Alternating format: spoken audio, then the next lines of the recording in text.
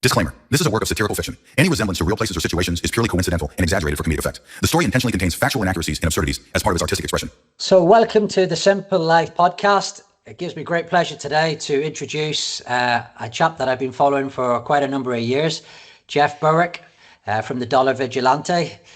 Jeff, I'll probably introduce how I've sort of come across you in a few minutes, but it'd be great maybe just to hand it over to you to give the audience a quick couple of minutes of, brief history of yourself, a bit of a synopsis in case anybody hasn't come across you.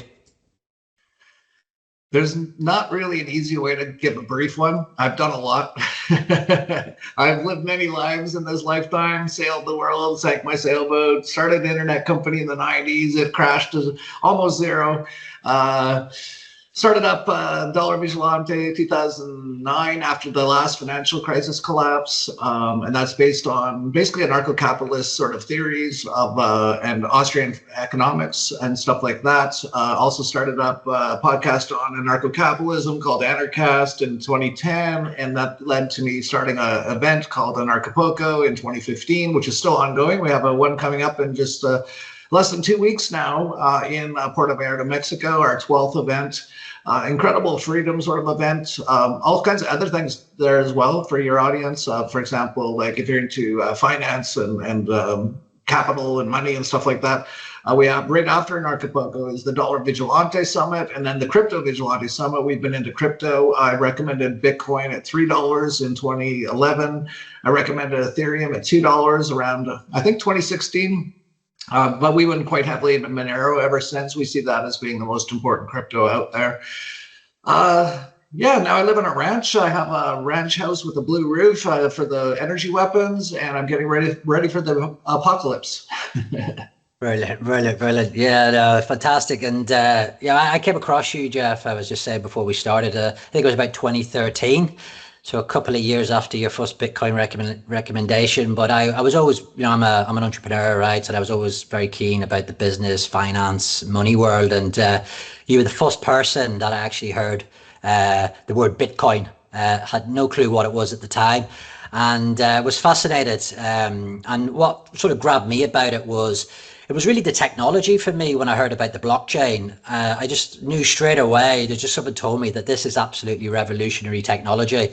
And what I liked about it was the whole sort of, being independent, being sovereign. And I could just see this, basically take it over. Now, obviously, there's been a lot that's happened with it in the last sort of 12, 13 years.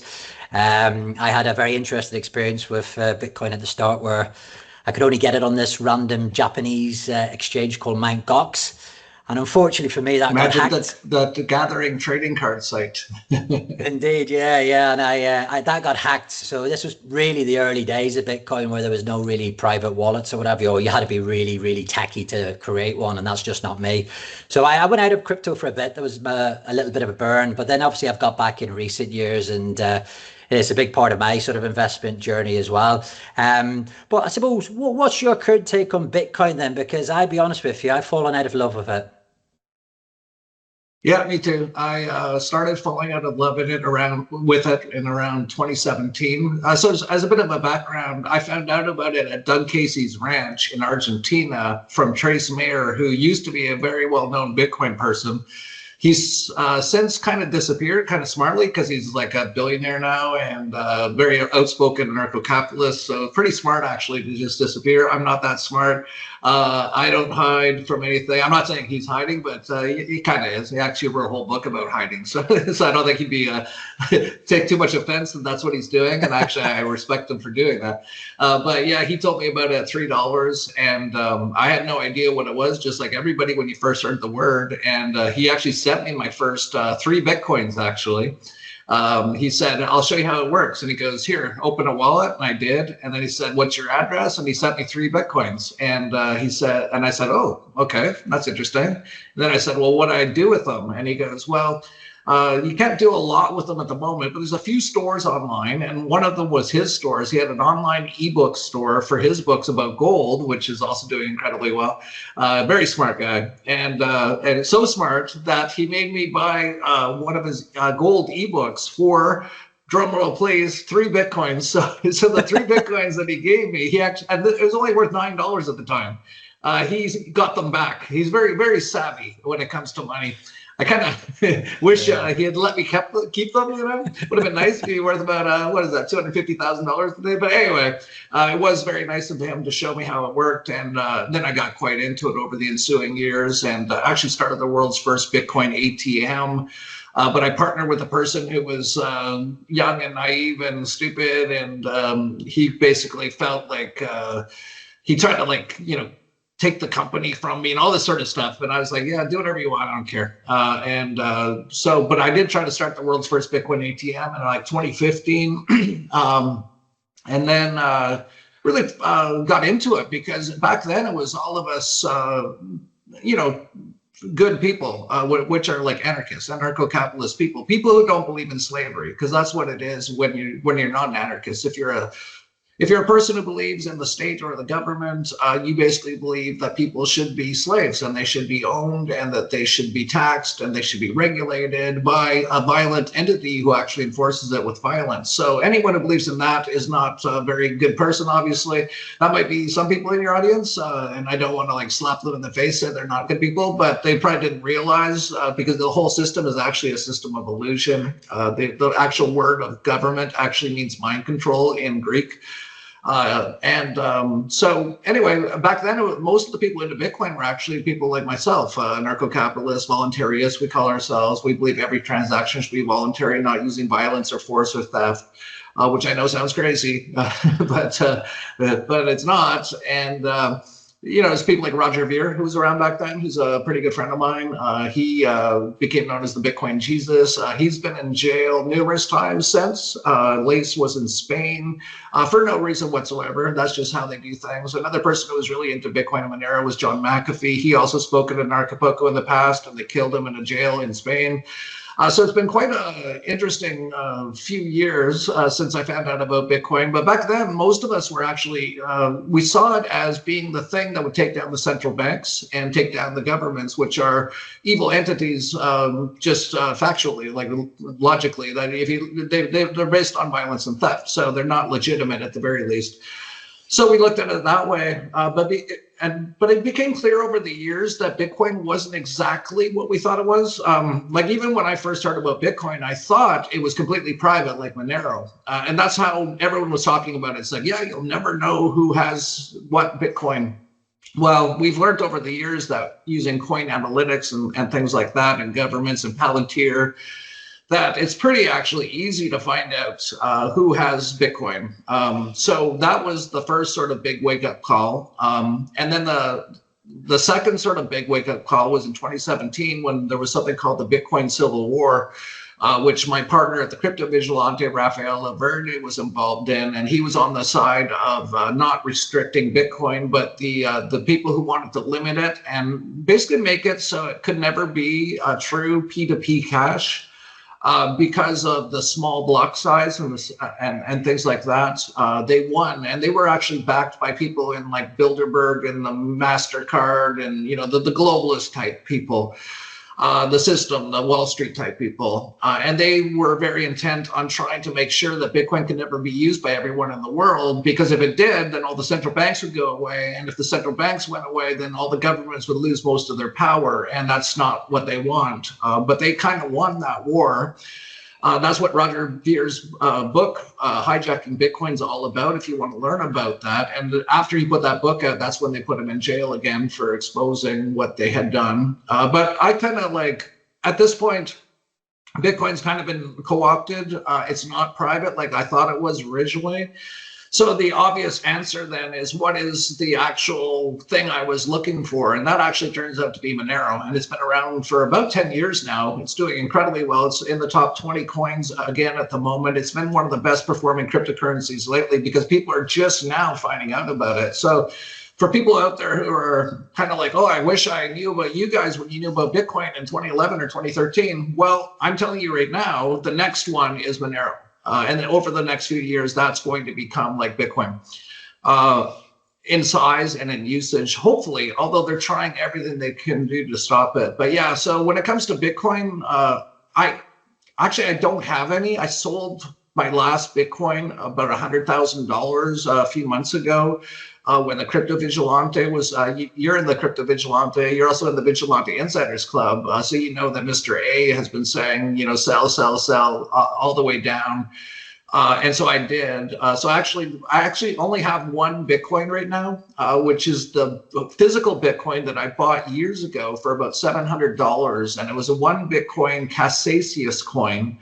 And these coins generally trade for 2 to 3 times their actual Bitcoin value because it's a collector's item. So I kind of technically have 2 or 3 Bitcoins still, and I don't ever plan to sell it. Even if Bitcoin goes to zero, I don't really plan to sell it. It's just like a collector's item to me from the crazy last 15 years that it's been. But aside from that, I don't really care at all about Bitcoin anymore. It's been completely co-opted. Now everyone is into Bitcoin because they removed us all. Sorry for going on for so long here, but it is a pretty long story. But like, for example, all the people on YouTube in the past were people like myself talking about Bitcoin, all of us anarcho-capitalist types, and they removed all of our YouTube channels. And now you've got all these influencers on YouTube, and these are like mostly kids who have no idea even about what happened. They have no principles. All they care about is money, number go up. And so, yeah, that's, where I'm at with Bitcoin. It's basically been co-opted. Most of the people who are into it have no idea what it even is. And even if they do, they're not into it for the reasons I was into it. And all the early people were into it because it was going to actually get rid of the central banks. So at this point, yeah, I don't care too much about Bitcoin much at all. Yeah, no, absolutely. And you talk about Monero, Jeff, and just for the people out there that maybe, just, on the periphery of crypto might not have, heard about it. It's the ticker symbol XMR. And the big thing with Monero is it's a privacy coin. That's the key, right? And that's why it's becoming so popular now. Yeah, it should be stated that, they're called cryptocurrencies for a reason. Crypto, hidden, right? The thing with Bitcoin was we thought it was, but it became clear after a few years that it isn't. So the really, like anything that's not actually crypto, it's not actually encrypted, so you can't actually see who has it. It's not really a true cryptocurrency. So what we're actually talking about are real cryptocurrencies. Things like Bitcoin, Ethereum, all these things are not real cryptocurrencies. They're not hidden. They're not crypto.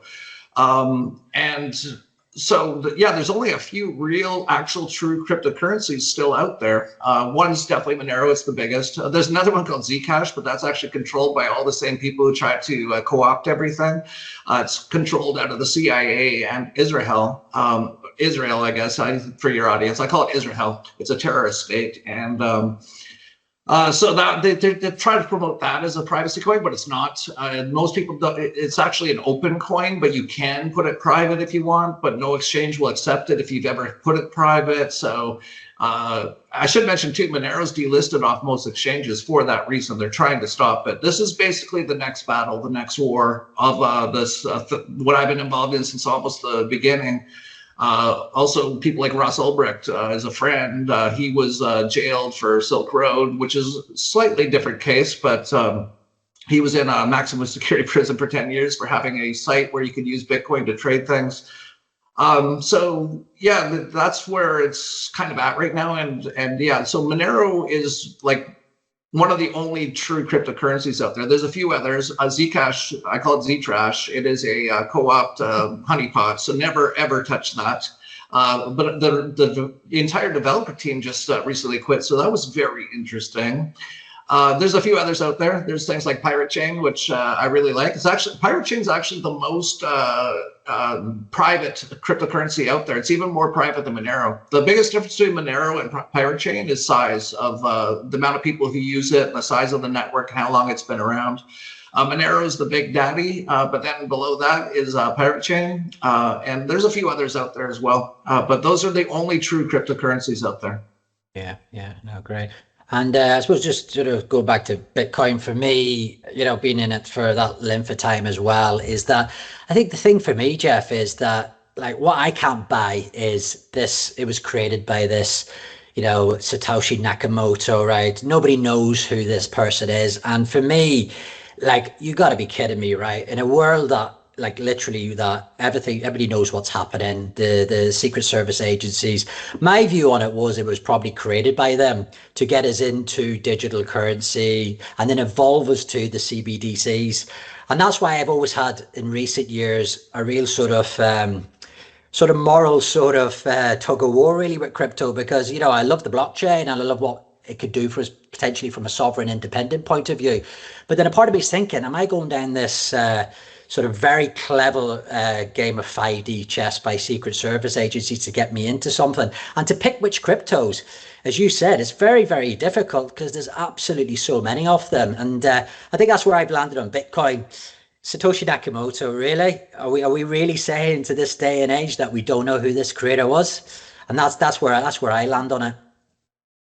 Yeah, I've actually never said I know who it is, and I still don't know who started it. I actually don't. And it's kind of interesting because I know all the people who quickly got into Bitcoin once it was launched. And a lot of them are great people like Roger Ver and Rafael Laverde and all those sort of people. But we were always like, who is Satoshi Nakamoto? And everyone's got their theories. Raf kind of leaned towards Craig Wright at one point. I don't know if he still does. I actually never thought Craig Wright was Satoshi. I thought he was involved, but even if you look at Craig Wright, he seems like a CIA type guy anyway.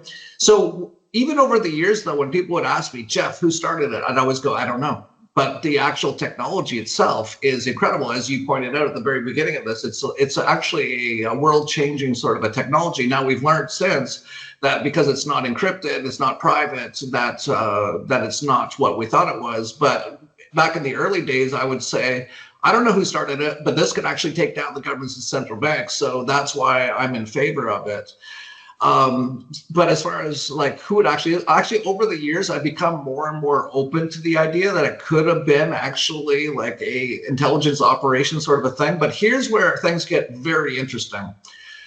And this is something that I know you're into to some extent as well, that basically, I don't know how to say this quickly, and for people who've never heard this before, so I'll just say it quickly, and they might think it sounds crazy. None of this is real. I'm not real. You're not real. We're in a 3D video game, basically. That's the best way to describe it. And there's only one thing that's ever existed, and that's consciousness. Everything inside of that is all sort of an experience we're all having. So that's what we're doing in this video game. Now, in this 3D video game, it's an incredible video game. It's multidimensional, and there's all kinds of other entities in it. And in what I call this matrix part of the video game, which is where we are here on this place that they call Earth, is all kinds of other entities, including consciousness fields. And Christoph Melchizedek has talked about it, that basically this matrix got taken over by a consciousness field that he calls the mimic and the mirror sort of consciousness fields. I know this, for anyone who hasn't heard this before, this all sounds crazy, but basically, we live in a matrix right now, and it's all been taken over by basically a consciousness field that's flipped everything inverted. And now for people who everything else sounded crazy, you probably have noticed this. The education system makes you dumb. The government of the people system, democracy, makes you a slave. The medical system makes you sick and kills you. Everything's inverted, and that's part of what's actually happened in this matrix, is it's been taken over and everything's been inverted. So when you get to the point of who created Bitcoin, well, this is actually way, way deeper than that. Is the internet itself, which is actually created at DARPA in some ways, although also in various other ways by the market, is that also part of this mimic matrix system to keep us enslaved? In many ways, you can, and Max Egan talks about this, how basically like things like this, these are scrying mirrors. These have been written about for a long time. And what actually is our history here? Are there resets all the time by this mimic matrix system? And do we actually get uploaded to the mainframe if we actually lose our souls? This is stuff that Max Egan talks about. This is also stuff that Christoph Melchizedek talks about. So when people go, well, the Bitcoin might have been started by the intelligence agencies to kind of keep us enslaved, I would say to that, well, so is probably the internet, and so is probably electricity itself, which is actually part of this mimic system. So I would say if you really are like hardcore and you're like, well, I don't know if I want to use Bitcoin because maybe the intelligence agency or the system itself created it to keep me enslaved, well, you should actually probably stop using all technology altogether and actually just go into the forest, sit by a river and meditate, which would be an awesome idea, by the way. Like that would be the best thing you could ever do, and actually look at your mind and get out all your programs. So that's how deep it goes on that respect. But yeah, when it comes to Bitcoin, who started it, I actually still don't know, but I've warmed up a lot more that it's something a bit more nefarious than it looked. But even if that was the case, basically, if the intelligence agencies or this consciousness field created that to kind of keep us enslaved by getting us into this digital currencies and stuff, it's just like with the internet. So like the internet, from my point of view, is quite possibly something to keep us from actually knowing who we really are. But what have we done with the internet? We've used it to have conversations like this. We've used this to wake up people worldwide about what the actual system is. And that's what we've done with cryptocurrencies as well. So even if the CIA started Bitcoin, we've actually co-opted it, you could say, and the market in general and a lot of good people have created something out of it, like Monero, which is actually really good and will actually really help keep you out from the slavery system. But even that, at the end of the day, even things like Monero or anything material, if you're stuck on it, you're actually caught in the matrix. And so I would suggest people actually begin looking inside and doing the work. And then all of this doesn't matter that much. And then you can see it how I see it, as actually an incredible 3D video game. And it's all just fun and enjoyable, no matter even what happens. Yeah, no, absolutely. And you're right. I absolutely do resonate with all of what you've just said there. And yeah, I find the same thing when I'm trying to speak to people about this. You know, people could say, like, I mean, this is just crazy. But I think what I said to you, Jeff, before we got on as well, is that I really gravitate to your journey in life as well, because, you know, we certainly led the life of probably, you know, probably not the great way when we were younger with regards to the alcohol, the womanizing and stuff. And you've been on this massive sort of, and I've seen this over the last number of years, spiritual journey. I got into the money side with you back in the day, but really I enjoy your videos now because of the journey that you've been on. And I sort of aspire to that, because I've been on that. I gave up alcohol 7 years ago. I wasn't leading a good life. But things have all changed now. You know, I've been able to set up my own business. I've never been as strong or fit or healthy. I'm leading a good life. And what I've figured out was that, yeah, look, our current world today is really against us in many ways. And without going down too much rabbit holes, the whole point of my channel is the simple life. I want to get people just to basically focus on these current things. And money is a big thing that I'm starting with, because I do absolutely understand when you're, you know, on the breadline and you're trying to support your kids and family, you don't really have the time sometimes to go into this. And I have spent probably quite a bit of money, and I know you too have, Jeff, of developing yourself. And what I'm trying to do is get people to sort of figure out that, yeah, something is wrong, but there is a better path, there's a better journey. And to look at the likes of myself and the likes of you and say, look, we've been there. Look, there's a long way to go here, but if any of this is making any sense, it's worth looking into it a bit more. So on that basis, Jeff, look, from the money side, I would say, tell me if you think this is right, but I would say probably since you started doing the walks and talks with Lucy, your dog, which was around COVID, I just saw a complete change in you, in a guy that was always about the sort of the financial side. And yes, you still talk about it to this day, but you are very much now the spiritual side, which is what I really get even more from you now. So could you tell me, did you see this happening? Did you notice it happening? Is this being told to you before? Yeah, I've kind of noticed that I've changed over the years. I've had a lot of people tell me I've really changed. So I think I must have changed, right? Like it seems like everyone seems to see that.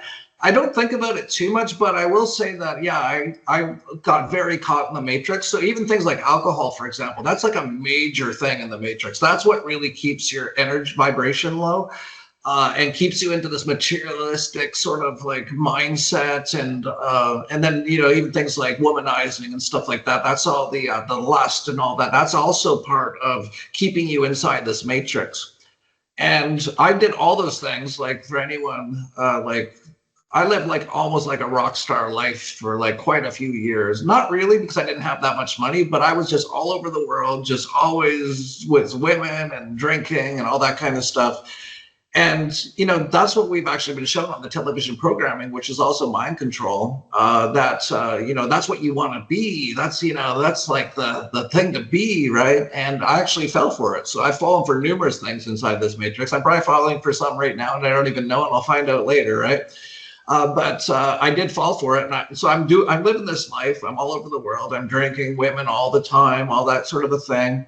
And it reached a point where it wasn't making me happy at all. You can only do that so much. And, you just reach this point. It's like, wait a sec. I thought this is like, the good life. I thought this is what I'm trying to aspire to be. Like everyone tries to get here. And when you get there and you realize you're completely not happy, like you can only do that so many times before you wake up one morning and you look at yourself in the mirror and you're feeling like crap, you're hungover, some strange woman just left that you can't remember how you even met her. And you just look at yourself and go, what am I doing? Like is, what is, who am I? What am I? And that sort of thing. And that's actually the point I reached. And then I met my wife, and then I had some kids, and that changed things dramatically. Although I was still drinking and still doing quite a bit of stuff like that, because I still kind of thought that was like, what made me happy, right? And then that reached a point, a rock bottom, you could say, where my family was falling apart. All my stuff I was doing was falling apart. I was a mess. And I just really came to a realization that I either had to basically kill myself because that's how unhappy I was. Like it was that level, like it was deep, like after it got to a point where it was deep depression, or try to find a way out of it and trying to find like the real way to go. And because I was actually basically my daughter who probably saved me, because if I didn't have kids, I probably just would have kept drinking until I died. That's probably what I would have done. But I looked at her and I'm like, I can't be this guy. She's so amazing. She's so beautiful, young little girl. And I'm going to be the dad who just becomes this. So I decided I'm going to do the work. So I actually, at first, I searched out ayahuasca. And I did that a couple of times, and it actually gave me some incredible insights. And the biggest insight it gave me that I didn't know that helped me so much was it basically made me realize that I needed others to help me, because I wanted to just fix it myself. I thought a man is supposed to just fix his own problems. He could never ask for help. The ayahuasca showed me that's what I needed to do. So then I asked my wife to help me, and then things got better. But I still wasn't great. And then I actually went on the internet. I said, what's the most extreme psychedelic you can do to see if it could crack me out of what I was in? And it said iboga. And I went and did that. And it kicked the crap out of me for 2 straight days. But afterwards, all of a sudden, I could see like the beauty in things again. I could see colors, and like I didn't need a drink to kind of feel happy for like about a month or two after that. And then that gave me the time to look into meditation, which I didn't know anything about, but something about it, I'm like, I think I need to meditate. And so I started meditating, and I ended up doing that for years, actually, and got to levels of like 1 to 5 hours a day of meditation. And in that meditation, I would see all kinds of my traumas and stuff, and I could start to heal them. And as you heal them, all of a sudden you feel better and stuff like that. I also worked with a top level hypnotherapist for a couple of years as well, and he helped me get out a bunch of traumas. A lot of it was all related to my childhood, as it is with most people. And so with the meditation, well, some psychedelics, the meditation and the hypnotherapy, all of a sudden I was doing awesome. And that's right around when the COVID's hit. And actually I was still drinking. So but I wasn't drinking like I used to. I'd have like a couple of glasses of wine on the weekend, but just enough to get like kind of almost drunk sort of a thing. And the COVID's hit, and what happened was I used to go to like so many conferences, and I'd always drink at the conferences. So that would be what I do. I'd go and drink at the conferences still, but I was still meditating. I was doing my coffee enemas. I was doing all kinds of stuff. I was actually doing the coffee enemas so I could keep drinking because it helps your liver. And when the COVID happened, all of a sudden, all the conferences shut down except for Anarchapulco. Anarchapulco is one of the only events on earth that never shut down. We just kept going. But because of that, I didn't have to go to these events anymore. And that's when I actually, and so the COVID pandemic actually kind of forced me to like, I didn't have a lot of stuff to do that I used to do. So I thought, well, I'll just meditate more. And that's what I did. And that's when things really started to change, because I got really deep into the meditation at that point. And then Max Egan came to my house on New Year's Eve one night, and I was still drinking sometimes. So I drank on New Year's Eve. And on that New Year's Eve night, 4 years ago, I think, I got really, like, I had 3 bottles of white wine, and I was up at like 5 in the morning or 7 in the morning still drinking when Max found me in my office, and he said, "Brother, I got to give you this weed brownie." And he like shoved it in my mouth, and it actually just knocked me out. I had to go into a deep meditative state in my bed, and I started crying and stuff and letting stuff out. And that was the last time I ever drank. And it's because of not only that weed brownie and like 2 full days, it was like almost like doing a boga. It was like a deep meditative state for a couple of days. But then after that, I just kind of realized that if I were going to drink again, it was going to really affect my meditations. And my meditations were actually so important to me at that point. I said to myself, that's it. I'm just not going to drink again, because the alcohol actually makes it so I can't meditate as well. And the meditation is the best thing in my life, or one of the best things. Obviously, my kids and my dogs and all that, but like, it's like one of the best parts of my day every day. So that's when I stopped drinking. And that's actually around when you started watching me, I think, or at least the walk and talks with Lucy. And yeah, that's when I really started to change. Once I totally stopped with the alcohol, that was probably the last major step to me really taking off. And since then, I've just nonstop been going higher and higher in everything in my life, just sort of like you. I've got everything great. I'm healthy. I'm, all good. And the last sort of probably key there was the stopping poisoning myself all the time. Yeah. It's massive. It is massive. And I'd love to be able to talk to my sort of younger self, 20 years ago, and give this advice.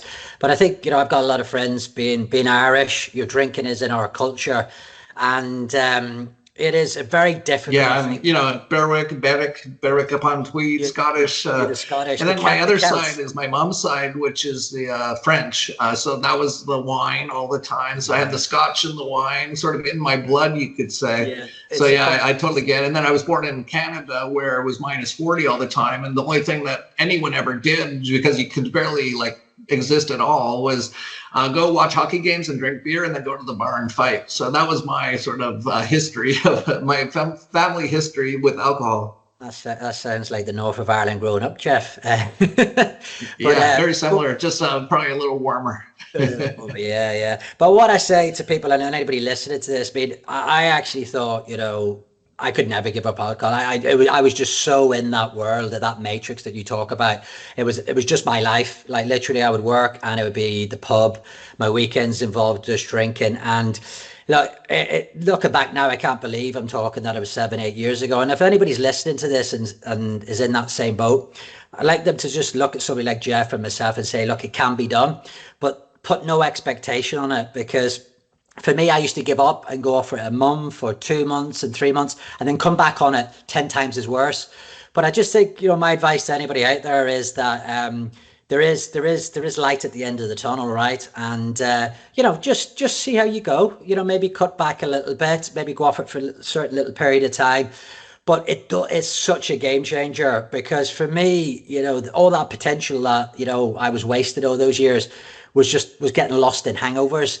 And now that it's out of my life, all good things are starting to happen. I've met my partner now of the last 10 years, and she's been an absolute rock for me to move forward in my life as well. And it's just a big thing I want to say to people is, I didn't think I could do it. I'm sure, Jeff, you probably felt the same at one point.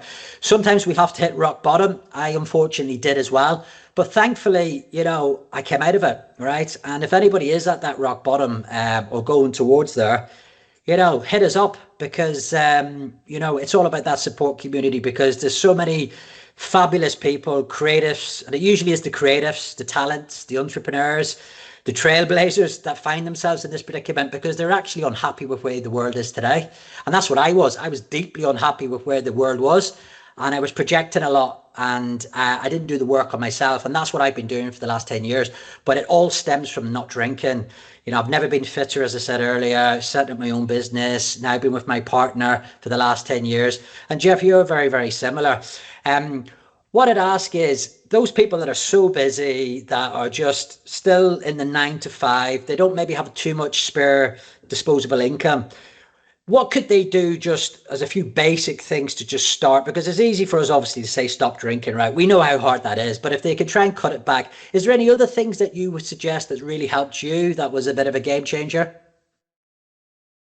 Well, there's been so many things, but I think I named a few of them. So, if let's say someone's watching this and they do have, most people don't realize they even have a problem. That's one thing to really realize, because even up until my very last days of drinking, and I was like getting drunk a lot, blackout drunk a lot, but it wasn't every night, right? So people go, "You're an alcoholic." They're like, "No, I don't need to drink every day," but that's not what it is.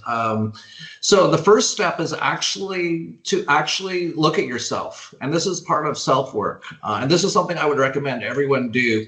Is take some time every morning and just look at yourself, look at your life, look at what's actually happening, and like sit down and like really try to look at it. And then like if you realize that you have an issue with alcohol or whatever it is, I would suggest that you also, and this is like basically meditation, you just sit there and just pontificate on it, think about it, ask questions, because actually when you ask, your subconscious will answer. And also your higher self will sometimes answer as well, but most people just don't list them. So try to sit there, quietly and ask these questions, look at yourself, and say things like, why is it that I need to have these drinks to enjoy myself with my friends at a pub every week? I can actually give you the answer right now if you want. You don't enjoy yourself with your friends at the pub every week. That's why you drink. Because, like, I don't know if you noticed this, Patrick, have you been going to the pub with your friends and just hanging out since you've stopped drinking? And it's probably, and you can answer this yourself, probably because you realize we were just like poisoning ourselves and slurring, and it wasn't actually fun. Yeah, absolutely not. I mean, I tried it at the start for the first couple of years, because I did struggle at this. I remember walking past pubs in London. And London in the summertime is one of the best cities in the world, where everybody's out drinking. And I just was like, I'm missing out on that fun. And that was probably the hardest thing, because thankfully for me, I wasn't what I would call addicted to, the hard liquor like the whiskey. I was a pint of Guinness man and a red wine, but it was the social element to it. But you're absolutely right. I went to the pub now, and after 2 drinks, I'll have 2 sort of, I don't know, 0% beers or what have you. And then I'm away. Because the conversation then just becomes, it's not for us anymore, right? But I will be honest with you, I absolutely love the Schadenfreude the day after, when everybody's hungover and I'm in the gym at like 8:30 in the morning. It's absolutely brilliant. So I got to be honest, I'm working on myself spiritually, but I do quite like that bit when they're absolutely dying, because you know what? I've been there thousands of times. But I think sometimes you have to experience it and get to the point where me and you got to, Jeff, where, yeah, I think the universe was telling me at the end. I remember some of my hangovers, my head was just, it wasn't even a hangover. This is where I'm probably going to get woo-woo here.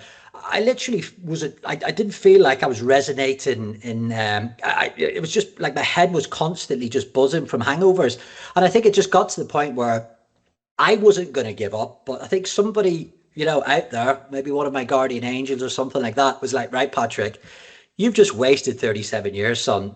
Get your act together, right? And I do feel like this is the second part of my life now. And that's why I wanted to start the podcast, try and give back a little bit.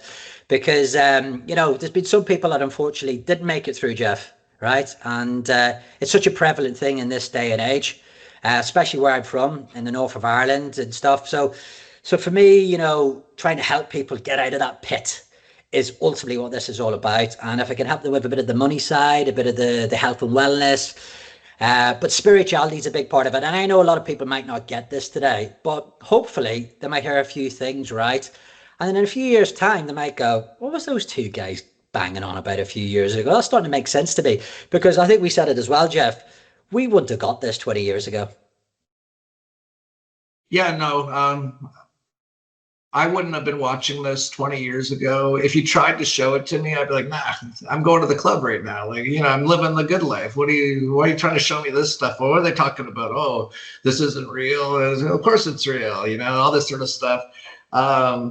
It's here's something like, so let's say someone's watching this right now, and they might think they might have an alcohol sort of a problem and they might want to stop and stuff like that. Here's something to think about. How is it that, because alcohol is definitely one of the most dangerous drugs on earth. It has destroyed more families, more people than probably any other drug on earth. Why is it promoted absolutely everywhere by the society? Why is every movie, every time someone wins something, let's go drink the poison? It's on, you go to the sports ball game. I actually like sports ball. I'm a hockey fan, but they tie it in so much. Well, you got to have the beer. You go to the hockey game, have the beer, and all this kind of stuff. It's absolutely everywhere. Here's a realization to have. Why is this system pushing this on you so much? And think about that. Because if you would have told me that, let's say 10 years ago, right? Because I was very aware of the system, not as deeply as I am now, but, I was aware of how evil the system is. Like, it's about slavery, right? That's what this whole system is. If you would have came up to me then and said, Jeff, what you're putting in your mouth there, that's part of their slavery system. And that's how they keep so many people enslaved, because they keep your vibrational level low. It's actually called spirits for a reason. It's actually, there's all kinds of things going back that it basically lowers your vibrational level. And what happens is kind of like demonic or negative energies then can come into your body. And that's what actually happens when you black out. Your actual soul, like your true self, leaves because it's so toxic. That it can't stay there because the vibration is so low. And then these other entities come in and inhabit your body. And that's what happens when you black out. You wake up, you're like, why did I do that? That wasn't you. Now, if someone had explained that to me 10 or 15 years ago, I might have listened to them because I was so looking for the solutions.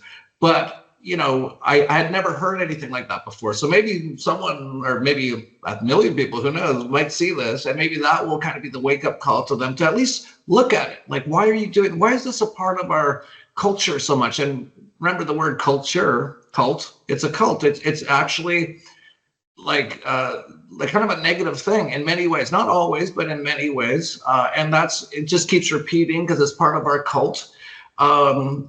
Just look at that and look at yourself. And here's another thing, just look at what it actually really gives to you.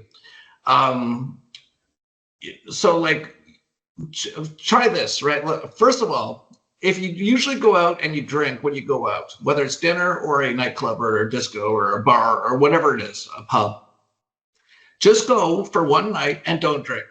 Now, if you can't do that, okay, do you see what's going on? You've got a bit of an issue, a problem here. You can't even go for one night for dinner or a pub and not drink alcohol. That should be your first wake-up call, right?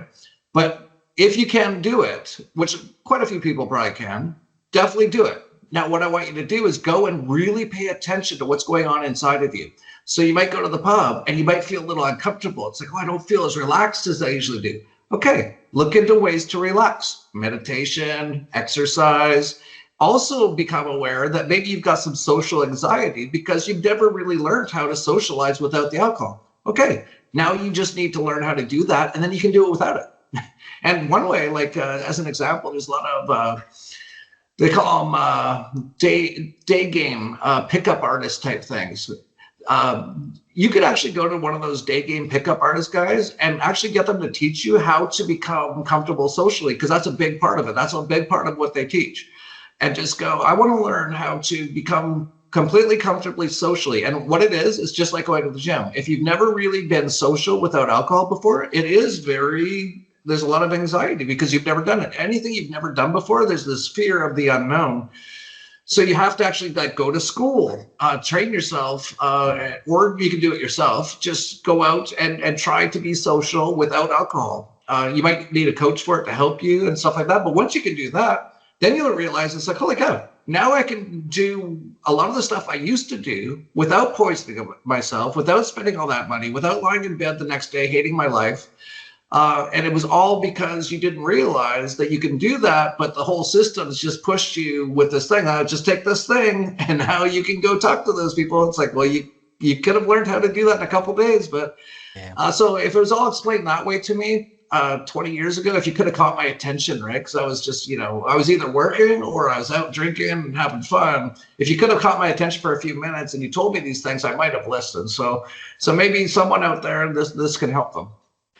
Yeah, I'm absolutely convinced, and I hope this gets out there to everyone. So, look, Jeff, I really appreciate you coming on, and as I said, I've just started this podcast, so I can't believe, I've started with somebody that I've just followed so closely and really resonate with, and I want to get you, Jeff, out to some of the guys like myself, maybe, that are maybe a few years behind me, but on this sort of path. So, look, hopefully we could maybe pick it up again at some point.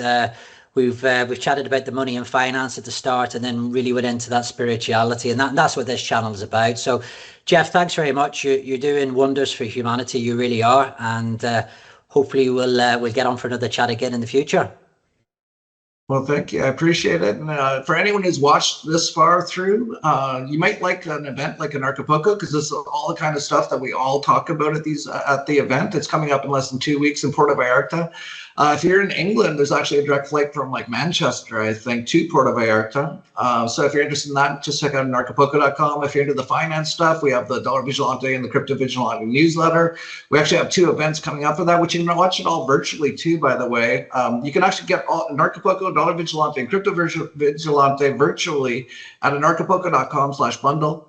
And I just want to throw this in, Patrick, because it is the biggest thing ever that I've discovered in the last few years, is that there is incredible new technology out that I think is going to change the world dramatically. So I was kind of like right there at the start of the internet. I started an internet company before anyone even knew what the internet was. I was right there at the start of Bitcoin before anyone knew what it was. I knew what the COVIDs was within a week or two of it, of the word even being out there. And I'm telling you right now that the new biggest thing that I've caught on to is plasma's back, and this actually cures and heals almost everything, if not everything. I just say almost because maybe there's something it doesn't, but it actually cures and heals everything. You can actually meditate with it and connect more with it. It's actually connecting with life force energy. It's what Nikola Tesla actually had. And then Donald Trump's uncle and the CIA stole it like 100 years ago, and they've been trying to keep it out of people's hands ever since. So I just wanted to throw that in on here because it is the next big thing. And I think it really connects to like how we can live the simple life, right? Like get outside of the system. What are we going to do? Well, we should probably go find a place by a river, build whatever nice little place with whatever money you have, meditate every day. Grow your own food so you're not eating all their poison food, and get a Tesla machine, and then you'll actually never probably be sick ever again. You can heal any problems you have, so you get outside of the medical system and all that kind of stuff. So anyway, for anyone interested in that, just check it out at Tzla.club, and that's Tzla.club. Yeah, no, absolutely. Yeah, and just on that, Jeff, I'm obviously aware of the Tesla through yourself, and I think for anybody that wants to look into it, look, it's it's around about 10 to 11,000 US dollars, right, for the machine. Yeah, it's not just for the machine; it's actually to become part of the club. So the thing about it is, like, this is the first club that really has rediscovered plasma in like 100 years, and actually has figured out how to make it in a machine that they can easily ship to anyone in the world. It actually gets by all the governments. They send it as like a science kit, and it's a free science kit, so it gets by the tariffs. It doesn't look like much, so if people are wondering, it doesn't look like a lot. It's on purpose because they don't want the government and anyone to actually find out what it is, because they're going to want to stop this. This is going to take down. If everyone knew about it, their big pharma would be gone. Most doctors would be gone, because most of them are just giving people pills that just make them like hide their symptoms and make them sicker, and they eventually die. Once people know plasma's back, they're all going to be gone. So they're going to want to stop it however they can. And the other thing is, this is like brand new technology to all of us, how to use plasma. And there's a lot of like details to it, a lot of things to learn about it. Like, do you use it for 5 minutes? Do you use it for an hour? There's all kinds of stuff. So it's $11,000 to become part of the club. And then you get a free science kit, which is the machine. But the club is very, very important, because if I just gave you this machine, you had no idea what it was, you wouldn't know how to use it. You wouldn't know like hundreds or thousands of other people already have learned about how to use it, what works for this, what works for that, all that kind of stuff. So it's 11,000 US, which actually, when you think about it, because a lot of people have like a car, and they have a lease and all this sort of stuff, and their car's probably worth 20 or 30,000. A lot of people in the US and stuff like that, they're spending like 20 or 30,000 dollars a year on medical insurance. So when you look at, do you need that car as much as having like perfect health? And you actually de-age with the machine as well. I've actually de-aged by over 2 decades with the machine. I'm 55, but my tissue age, my metabolic age is 30 years old, and I have the energy in my cells of a 10-year-old. So it actually de-ages you as well. So when you think about it, and you think about this is a lifelong sort of membership, so you obviously get a warranty for it for the first year. So any problem, and things can happen, by the way. If you've got like a very, very negative, like a demonic sort of entity on you, it might make the machines, like it might overpower the machine. So if that happens in the first year, first of all, like it's great that you finally got that demonic energy out. But they'll actually just replace it. No questions really asked. They'll ask you like what happened. You can go, I think it was a demonic energy, and they'll be like, yeah, that's usually what it is. And but then even after that, the club will help you. All the parts are actually made, so you can get them anywhere in the world. So like none of these are specific parts that are not something that you can't find somewhere else. So even if we have the apocalypse, you'll still be able to, you have a problem with the machine. You can probably easily find an electrician guy who can figure out how to, replace one of the items in the machine and stuff like that. So you'll have the machine for life. You're in this club for life, and it's, $11,000, but just think about, so many people have so many health issues, like multiple sclerosis. There was a woman that came to Anarchapulco last year. She could barely walk. Now she can walk. She threw away her cane. There was a person going to have their legs amputated. Now they're walking. There was a dog that was paralyzed. Now he's okay. So when you think about the cost of, what would be the real cost if the medical system did that for you? It'd be like $1 million or more, and they can't do it. But now you can do it, and it's $11,000. So I would look at it as one of the most important investments of your lifetime. It is for me. Now, obviously, if you don't have that money, then you probably can't get it. But I would say look into it. Talk to like your parents, your family, your friends. See if you can get one just for like your group of friends and stuff like that. You all chip in, because even that is super, super valuable. Yeah, no, absolutely. That's what I was going to suggest to those people that maybe think, oh, look, it's a lot of money. And as you say, Jeff, what is the cost of health, right? We spend a fortune on, doing our car every year, MOT, but do we MOT ourselves? So yeah, it could be a bit of a group of friends in a WhatsApp group that sort of chip in together and get the use out of it. And there's also as well, I'll mention, and I know you spoke to Mark Atwood maybe a few months ago. So I know Mark and Gary, they've set up a healing centre in the west of Ireland, which is a couple of hours from me. And they're using a lot of these healing devices that they've just implemented the Tzla. And I think Mark obviously came across it through yourself, Jeff. So there is those people that could maybe go and visit these healing centres. As I said, there's one in the west of Ireland now called Live 5D. But these are starting to pop up everywhere, across the world now. So you could even go in and become a member of that centre. So even if you can't make that big outlay at the start, go and visit in those type of centres. That seems to be another avenue for people as well. Yeah, just so you know, the Tzla.club isn't authorizing people to set up clinics or centers with the Tzla machine yet. There's a number of things that they have to do to get that all set up so that it will actually run properly. There's going to be obviously like a lot of governments are going to try to shut it down and stuff like that. So they're figuring out how to do that. Now, some people have gone ahead and done that. Just so you know, just like, so Mark knows, for example, if he's a member of the Tzla.club, but he's actually using it and charging people to use it as a clinic, it voids his warranty, just so he knows, because also probably not supposed to be using it like 8 hours a day. I think it does work, and it has worked, but that's not what the warranty's for. So it's little details like that. But I think the Tzla.club will probably soon in the next year figure out all these details and figure out ways that people can start up things like clinics and stuff like that. But that'll be coming probably in, maybe later this year. Okay, great, fantastic.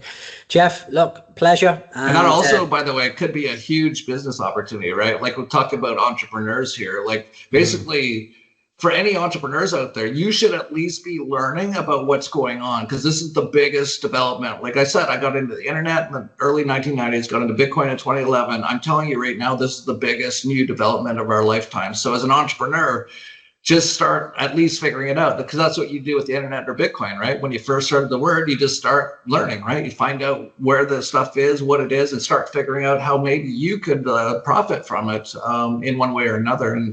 And yeah, Tesla's actually going to have their referral program up and running probably in the next couple months. So that's going to be the first time that if you're a member, you can start having like Tesla parties at your house. And if people buy the Tesla machine, you get a commission on it. So I could actually see a lot of people probably making a lot of money just going around having like Tesla parties like all over town. And, if someone buys a machine, they get a commission. They could probably make a very good living that way. So, lots of entrepreneurial ideas are coming for that as well. That's right. Yeah. No, great. Well, thanks again, Jeff. It's been a real eye opener for me as always with yourself, and hopefully a lot of people will get value out of this today. I'm pretty sure they would. So, and they can go on your Dollar Vigilante website just to follow up on any of this. Yeah, dollarvigilante.com is our financial website. Anarchapulco.com is our event. I mentioned the Tzla.club, that's Tzla.club. Be careful, because there's a lot of people, scammers out there now trying to, rip people off with that. So make sure you go to the right website, Tzla.club. I do our walk and talk videos. That's actually at vigilante.tv. We're also on Rumble. We're also on BitChute. We're also on YouTube, but you can't really find us if you search.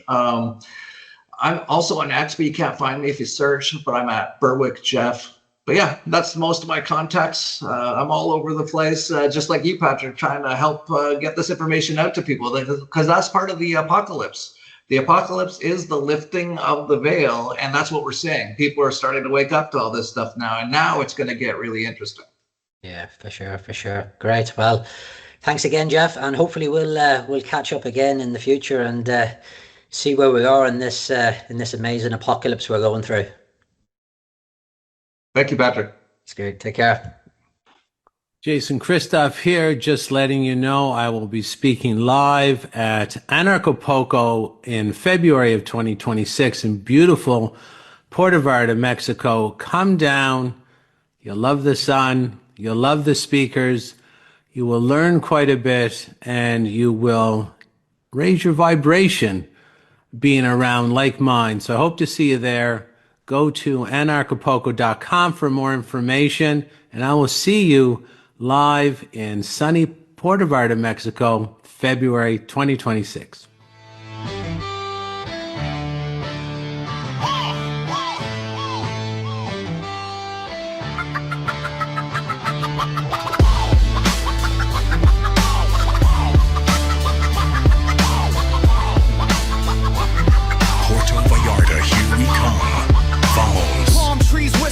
Freedom in the breeze, ocean's hymn, no chains, no pleas, no rulers, no kings, no scripts to recite, burn the old book, let the phoenix ignite, rebirth on the sand, where the rebels convene, a genesis scene, mind sharp and keen, dollars to dust, trust in the soul, Anarchapulco where we break the mold, Anarchapulco where the spirit flies, new dawn, breaking under open skies, no masters, no limits, no chains to choke, this is freedom's fire, Anarchapulco spoke.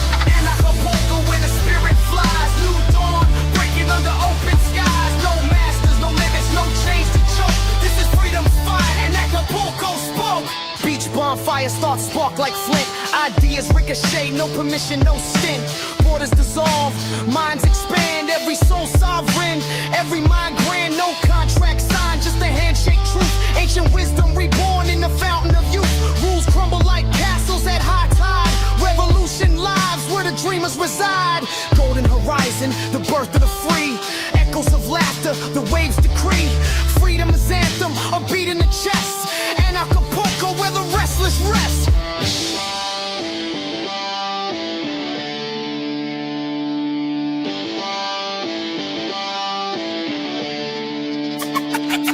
Anarchapulco where the spirit flies.